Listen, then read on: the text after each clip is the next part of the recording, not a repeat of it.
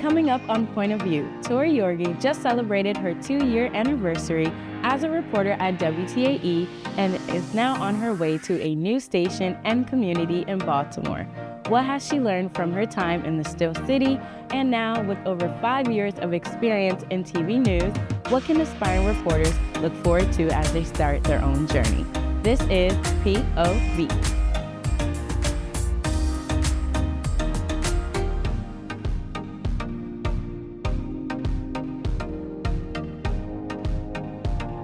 Thanks for streaming with us. I'm Miss Alexus.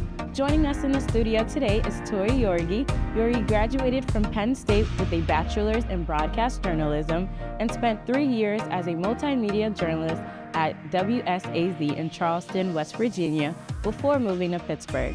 Thank you so much for joining us, Tori. I'm so happy you're here. Thank you for having me, Alexis. I'm excited to be here. This is fun. Yes. Any thoughts? Like anything going ahead right now? Well, first off, I didn't even remember all the stuff that you just read, so that's really impressive that you know more about me, I feel like, than I do. But no, it's crazy how time flies, and now I'm done my time in Pittsburgh, and literally soon, in a couple days, I'll be heading off to the Charm City, they call it in Baltimore. I know Baltimore is not ideal for Pittsburghers, but listen, I have love for Pittsburgh. Yes. I really, really do. So yeah, I'm excited. Thanks for asking. Of course. Okay. So can you share a bit about your background and how you got started in journalism? Yes. So I actually started in radio at Penn State University, and that's what I kind of wanted to do at first, but then something in me was like, you know what, let's try TV. Yeah. Just to try it, right? So I had an internship at a Philadelphia news station for the summer of 2018. And it turns out I just fell in love with news. I remember going on a fire with a photographer. His name was Daniel. He was a little quiet. I'm not. So it worked out. It was a good combination. Yes. No one was hurt in the fire, which was the good thing. Yes. And he's like, you know what? Take the microphone, go find me the chief, go find me a couple of neighbors and see if they'll talk with us. And they did, and I was like, this is it. This is really what I really like to do. And seriously, from that moment, I can pinpoint it. From there on, I was like, this is gonna be it for me. And I don't know. I went on and made my reel, which is something you do with journalism, and then I applied to places, and I got a bite in West Virginia. Yeah, that's how it all started. Not really ideal. And I will say, sophomore year at Penn State, I had to declare a major and I still didn't know what I wanted to do. So the advisor, this is not a joke, seriously, she asked me, what do you want to do, or what do you like to do? You have to declare. I said, I like to talk. And I was so serious, and she said, just do broadcast journalism and then you can switch it later. And I just stuck with it. So that's how we're here. We like to talk, and that's how it all started. Who doesn't like to talk? This is true. There are some people there. They are like us, Alexis, but I think we're people too, so that's helpful there too. But yeah, that's how it kind of all started. But that is like really like, ideal, like you said, like not everyone thinks it's all glitz and glamour, but in reality, you have to work hard to get to where you want to be in life. So many successful individuals have unique morning routines. What is your morning routine, Tori? Wake up, eat a bowl of Cheerios. No, I'm just kidding. I wake up at 2 a.m. right now. Yes. Okay. I wake up and I am not really like myself. How you are right now. Yeah, I will say, so I need to put on like some jams when I'm on my way to work. What kind of jams? I ranged. I'm going to sound so old. This morning it was Piano Man. Okay. That's what I was jamming out to, Alexis, at 2 in the morning. Well, it was really like 3 a.m. That's when I kind of get into work. But, I go in. And I don't really get to see anyone just yet besides Tim Lowell, who's the photojournalist I work with every day. And I say, happy Monday, Tim, or happy whatever day of the week it is, and then we kind of just get our assignment and we go about our day, but nothing too crazy. I will say though, I do have my Cheerios. I do have a bowl of Cheerios. That's what gets my day started. I'm not advertising for them though. I won't say that, but yeah, that's really what I do. Seriously, I have my coffee later on in the morning, so that too. Okay, that sounds like such a good question. I wish I had something cool to say. I just don't. Sorry, I don't. The Cheerios were cool. Oh, they were. Like, who do you know is like just happy to eat? I have to eat breakfast. Yeah, and a lot of people are like, I don't eat breakfast, and I'm like, you're crazy. I can't not eat breakfast. That's your energy. Yeah, especially since you need it. Let me tell you something too. That's a hard shift. So it's needed. Okay, good. So your reporting often focuses on hard news. Yeah. What drew you to this area? And how do you navigate through the challenges of doing hard news? Yeah, it's a good question. Hard news is certainly not easy in a lot of cases. There have been some stories that I know will stick with me forever. I'll never forget them. And I think the hard news, what's really important about it is that you can tell it in a way that is like human too. These people open up to us on their worst day and on their best. Yes. But in my cases, yes, I do primarily cover a lot of hard news. Unfortunately, that's just what's happening in the world right now. And that's what we need to deliver, because everybody wants to know what's happening in their community. And it's our job to tell them what's happening in the community to the best of our knowledge and as much detail as we can provide. So I think that when I deal with it, and how I deal with it is I try and not overstep, and I know my boundaries. And when I go home at the end of the day, I reflect and I do what I need to do to handle how the emotions are. Yes. And I go about the next day, and I never forget. And I just keep, remembering the good things in life, and I try and not sweat the small stuff. It's really what it is. That is really, really good, Tori. Not a lot of people have that mentality, and especially it's important to reflect when you get home, because it is a burden on you sometimes, and because that is someone else's pain that you have to reflect on TV. Right. You're literally witnessing, some of the worst days of people's lives. Yeah. I'll tell you the plum explosion, when that house exploded in August, that is something that'll stick with me forever. And what I think about when I think about it is the way the community all rallied together behind one another. These people, were there for their neighbors, and I still hear about that from them. And it's just really nice that, they took such a horrible tragedy, and they tried to do as much positive with it as they could. So I try and take the positive things out of stuff like that. That's good. Okay, I do. That's good. So can you highlight a couple of stories that you covered that had an impact? I know you said the plum explosion. Yeah. Was there anything else, or it was just that story? Yeah, no, the plum explosion, I would say covering the Pittsburgh synagogue shooting trial was really a lot. That was such a family's waited years, for that verdict to come. And that was a really emotional thing too, to be involved in. And I was, kind of honored to just be able to deliver that news that people have been waiting for so long. And but that was definitely something that I'll take with me. And on a positive note, I think there's a few stories that I've done that are really kind of fun, and like Groundhog Day. Yeah. I get to go out there, and I'm like, Pennsylvania, we celebrate this groundhog. Go figure. It's the only state that people rally around a rodent to try and figure out what the weather is going to be or whatnot. But I think it's so fun. I love being around a big, a lot of big crowds, and their energy is just there. And I just think I'm going to take those stories with me. And I remember all the good things, and I will still remember all the sad things too. That's good. That is really good. Okay. So I know that journalism can be demanding and sometimes challenging. What would you say obstacles that you had faced in your career, and how did you overcome them? It's a really good question, Alexus. Putting you on the spot. Yeah, that's a good question. I mean, I was not good when I first started. I really didn't know much about journalism when I first started it, to be honest with you, because I was into radio at first. Yeah. So the switch was very quick for me. So really an obstacle that I think I face, and I still might face, is writing.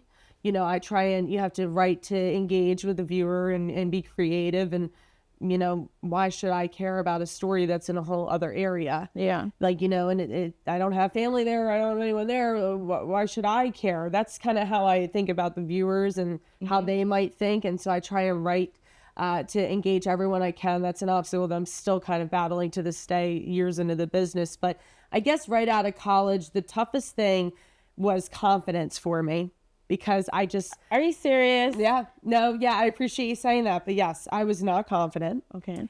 And I will tell you, and I hope that this is not terrible, but I really think I just faked it until I made it in that first market in the first 6 months.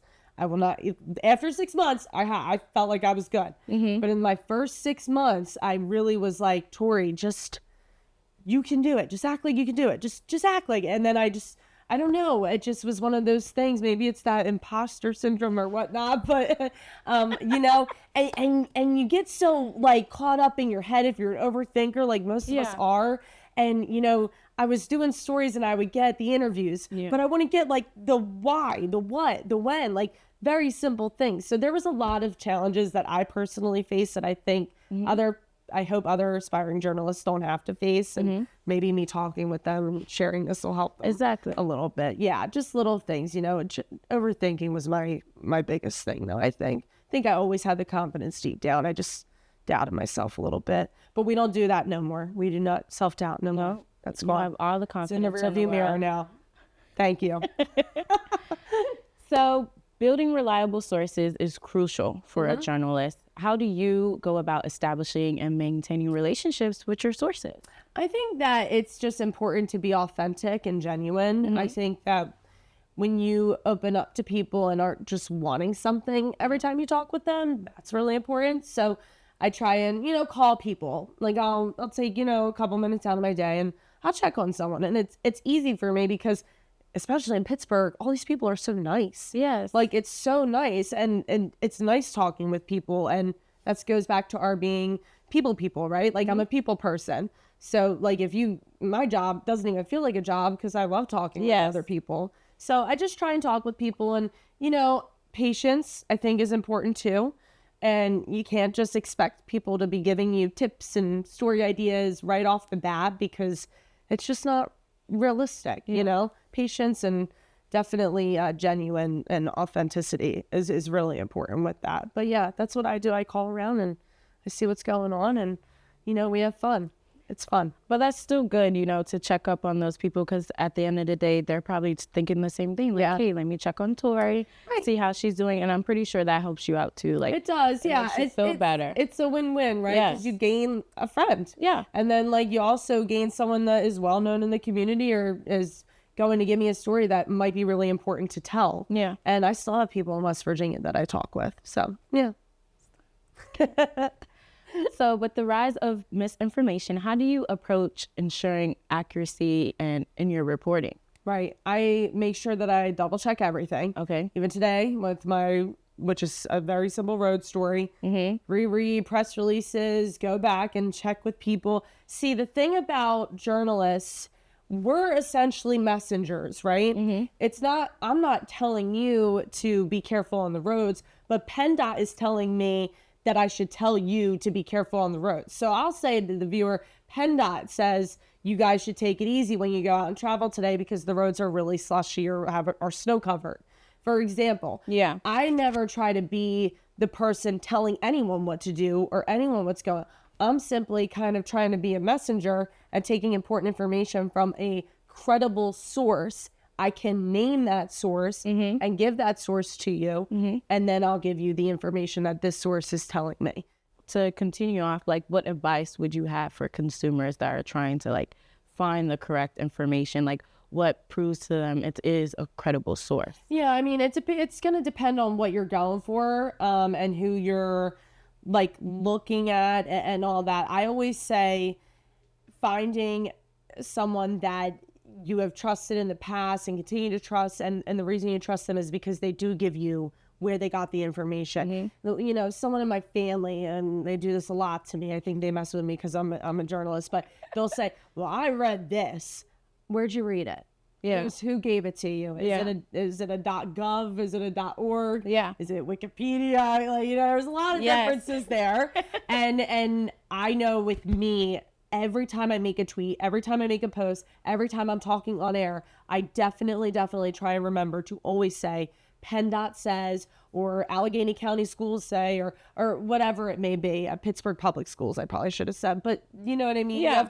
You have to give that information. Correct source. Yeah, that's what it is. And unfortunately, it takes time, but you do have to build that trust. And I just am thankful that Pittsburgh and a lot of the viewers that I speak with, many of them, they do trust us. I mean, why wouldn't we trust you, Tori? Well, like, that's sweet. You have that voice, like, you come on air, like, okay, I want to listen to what Tori's saying. Like, well, that's sweet. They always told me, I was like, when I first started, I was trying to do the, the nasal voice that a lot of news anchors have. Yes. I couldn't do it.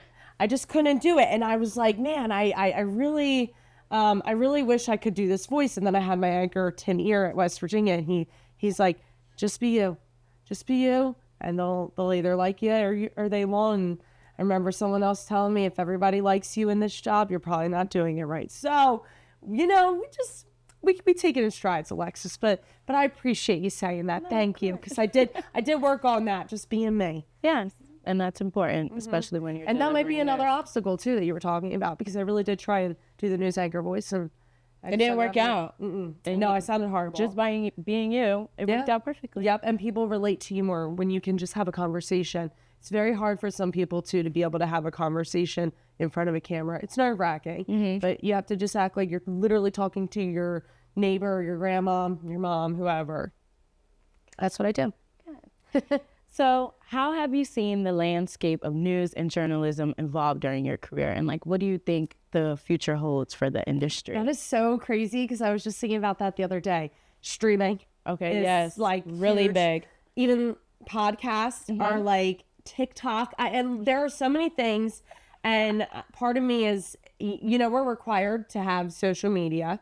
And that's something that back in the day, obviously, journalists weren't supposed to have. Thankfully, that happened during my journalism career. I'm not super experienced yet. But it's been interesting watching everything happen. I am curious in 10 years if we'll all be on streaming platforms. Yeah. Fully. I don't even know if cable TV will be a thing. It's kind of weird to think about because we all grew up with that. But, you just roll with it. Social media came around, web came around, news, the industry rolled with it. Now we're big on web. We have a whole team of web people, website, people that do that. So it's just something you got to roll with. But yeah, streaming, big. That's probably the biggest. And TikTok is coming up there too. Yeah. I see a lot of news reporters going on TikTok and kind of showing their story. I think it's really neat. I don't know if I'm that tech savvy. Are you on TikTok? Are you interested in doing TikTok? I mean, I'm not against TikTok. Okay. I did make one time to make a very stupid video with my brother, just something fun. So it's probably out there still somewhere. But yeah, no, I don't know. I like Twitter. I like Facebook. Instagram's okay. But I kind of put out there what I think needs to be put out there, and the rest is just fun. So yeah, that's good. So can you share a moment or a funny moment from your career that stands out to you? It doesn't have to be with Pittsburgh. Yeah. Or memorable. It's gonna be me getting hit by that car. That's what it's gonna be. That's the one that stands out the most. Yes. Which is fine. It's funny. I look back and I laugh, but yeah, just on the side of a road, and oddly enough, what happened? I was there doing a report, but there was nothing going on the weather. I'm sorry. I was there for weather coverage, but there was no weather. Okay. So I said, oh, well, there's a water main break. That typically happens in colder temperatures. So to myself, I could go show the water main break. That was something that's visual. And I was there, and I actually lived in that apartment complex that I was standing in for an entire year, my first year in West Virginia, actually 2 years. And I knew where I was. I checked with the water crews that were there. Yeah. I know I was in a safe spot, but this woman just hit me right as I was about to speak live on air. And then I made, adrenaline and shock mixed, and my nerves came out, and I wouldn't stop talking and blurted out. You came back up, ready to go. I'm giving you the news. This is this not stopping me. I know, right? Well, I think too, and I was saying, I'm okay. And it happened in college. Well, that's because it really did happen in college, not that significant. But I think in my mind, I was like, let me just, this happened before. It's all good. Let me just, talk myself through it. It's okay. Yeah. And then, of course, once I got off air, I went and cried to my mom. I'm like, Pittsburgh is not going to want me. I'm like, oh my gosh. But they did. It all worked out, Yes. You can't worry about stuff like that. It's out of your control. So I don't know still don't know anything about that woman. If she was, accidentally maybe looking down, or if she was distracted. telling you, I was all the way up against that curb. My camera's on the grass. She was making a left turn. I have no idea how she hit She didn't even like stop or nothing. She stopped after. Okay. And she did ask, am I okay? I said yes. So she kept going. But yeah, it was, yeah. I can't tell you, if she stood in front of my face right now, I would not know who she is.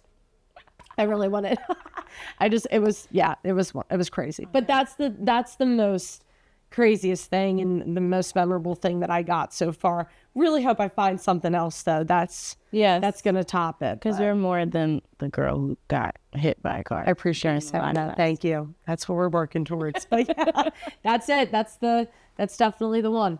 Okay, so during your time in Pittsburgh has a rich culture and a really diverse of communities. Is there like any particular place that would stand out from you that you will miss from Pittsburgh, or like something like you enjoyed that they won't have in Baltimore? Oh my gosh, that's like a loaded question.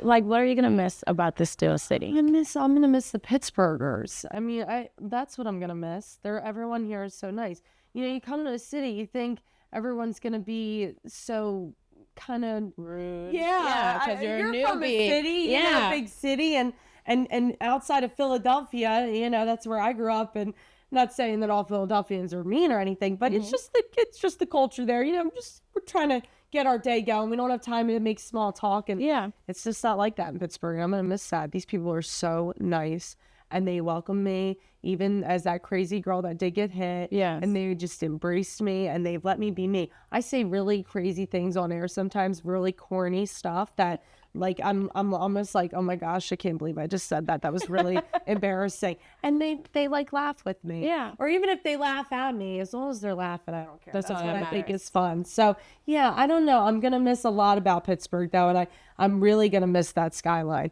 I came through that Fort Pitt tunnel over 2 years ago now, and that skyline is the most beautiful thing. There is no skyline that beats Pittsburgh skyline. I'm telling you. I mean, I haven't seen one yet. So I've been to a few cities, and that view, that I'll miss it. I'll miss a lot about Pittsburgh. So yeah. They'll miss you too, Tori. Oh, that's sweet. I know. I'm gonna miss everything. And you. Thank you. It's gonna be weird. So, but yeah. So during your time at WTAE, like, is there anything that you have learned from that you're going to use for your future? Yeah, absolutely. You're always learning. And writing is a big thing for me. I'm still working on that. And, you know, I think I've learned actually to be more patient here. And I think when I was by myself in West Virginia, because I was a one-woman band there, I think I was just always anxious, and I just wanted to go. And sometimes that's not good because you're missing really important information or big things that are happening just because you're all caught up in your own head. And I think in Pittsburgh, I've learned to just kind of take a second, breathe. And competition's important, right, when you're in news, but it's more important to get everything right. You don't want to be the first person to get it wrong. Be the last person and get it right. That's something that I've really learned here, and so much more. I mean, I could go on. The list is crazy, but yeah, I've definitely learned a lot here that I'm taking with me, and I think I learned more confidence here too. I'm coming out a lot more confident than when I went in. That's really good. Yeah, thank you. Okay. So do you have any advice for any upcoming journalists or students, like in your shoes previously, that want to be in the news industry? Sure do. Yep, sure do. I would say that don't worry too much about everything down the road. Just focus on the now. And always remember to be a human first. Be a reporter second. Because you can't tell a good story if you have no humanity and no compassion. And I'm really grateful to work with people who are humans, incredible humans, before they're phenomenal journalists. And I think that's just something to always remember. Always remember where you started, where you were, and, you know, just persevere, and the patience and the confidence will come, and everything will fall into place. Yeah. Oh, about to make me cry. I know, right? No. Well, Tori, thank you so much for the great conversation. I know. I adore Alexus. But yeah, thank you for having me. Thank you. Oh, thank you. Stay right there as we move into our photo of you speed round. we have scoured the internet and our guests' social media pages for pictures that need more context from their point of view. Are you ready, Tori? I'm a little nervous, but I guess so. Okay. So our first picture, I'm going to call this one Picklesburgh.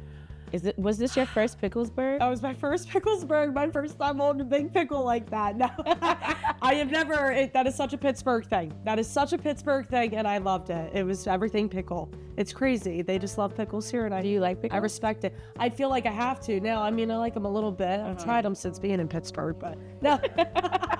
That's funny. Okay, perfect. The next photo, it's giving high up on the Smokies. Yeah, that was the Smokies. Okay. That was in Gatlinburg, Tennessee. Ooh. That was like a couple of years back now, but I'm scared of heights, so I said, let me lay down, and not lay, but like sit down and just take a picture. Photo. Take one picture, because you're never going to get it again of me up this high. It was never happening again, so we had to document it while we could. Okay, good. Okay, perfect. Yep. So the next picture, it's giving reporting from the sky. Oh my gosh. Tell me about this one. This one, okay, this is gross. I got so sick in that aircraft, so sick, 10 minutes in, could not, talk about motion sickness, not ideal. I know, I'm sorry to anyone that might be eating while watching this, but it was so horrible. Those men though, those aircraft men, so nice. I did a story with them. They were doing a flyover in West Virginia for all the nurses and the first responders in hospitals to thank them right during COVID. That's why we all had the masks there. But that is so wild that you found that one. Oh my gosh. I really did. I got so sick there. Oh my goodness. And like you got to be in the... I got to be in the aircraft. Cool. The goal was to shoot recordings in it. I couldn't stand up. Nope. That's all right. Okay, the next one. Early spring, come on, Phil. Yeah, there's Punksy Phil. You know I love covering Groundhog Day. That's like my favorite thing in the whole wide world. And it was an early spring this year, and I had my little groundhog hat. I think that was my good luck charm. I had a tail and everything stuck up. It was cute. Your smile and so this big. was the warmest Groundhog Day ever. I was asking the Inner Circle guys, the guys that, you know, are leading this. I think it's the warmest one they've ever had. Good luck hat. That's all I could say.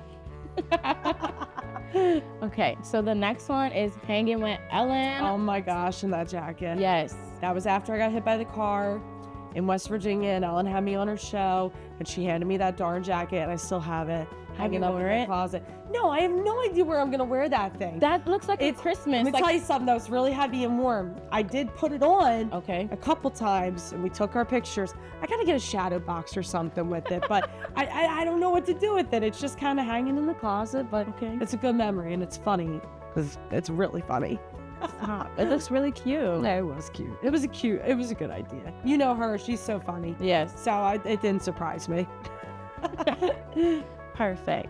Well, thank you so much for joining us today, Tori. I'm glad I could come. I really appreciate it. You have been a huge help to me finding my way in the broadcast industry. And I just want to say thank you and good luck on your adventure in Baltimore. We'll miss you. Oh, you're so sweet. We'll miss you so much. I really adore you. I'm glad I could help you. Anything you need, I got you. Thank you. Yeah, thanks. So how can people connect with you and follow you on your journey, Tori? Yeah, I'll have the same Facebook page. So it's going to be Tori Yorgi. Well, it's Tori Yorgi WTAE right now. I guess it'll be Tori Yorgi WBAL. But I will be on Twitter still. It's Tori Yorgi TV. And yeah, just, you know, I post on there and I always reply to my comments. So if people are commenting, I do reply to them and I definitely read all of them. So yeah, that's how you can kind of connect with me. Tori.yorgi@hearst.com is my email. If anyone ever wants to reach out, they're more than welcome. Thanks. And thank you for streaming with us. Our show is produced here at the Center for Media Innovation with thanks for our partners at UView Television and the Point Park News Service. I'm Miss Alexus. We hope to see you next time on POV.